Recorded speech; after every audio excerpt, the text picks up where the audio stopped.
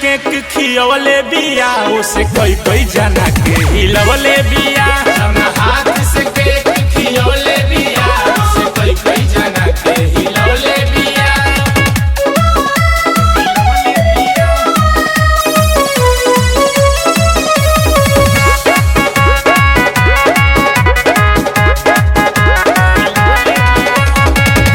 जेने देखते ने इहे हाला चलता पवन सनी लियन के बोले बाला चलता।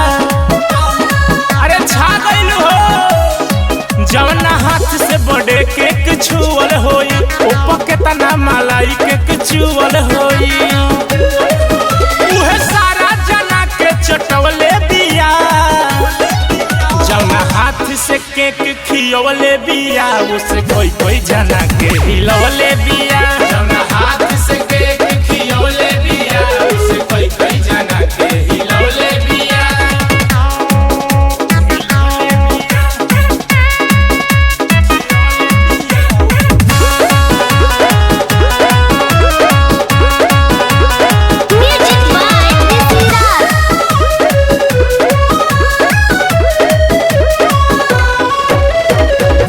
बाबा अखिलेश अलबात हो गई फेंके वाला चिझिया सरबात हो गई। गजबे भइल हो जेकरा जवन बुझाइल वो कइल तवन जवन बाकी रहे पूरा कइले पवन। भीमलाल के शंका धरवले बिया जवना हाथ से केक खियवले बिया उसे कोई जना के हिलवले बिया।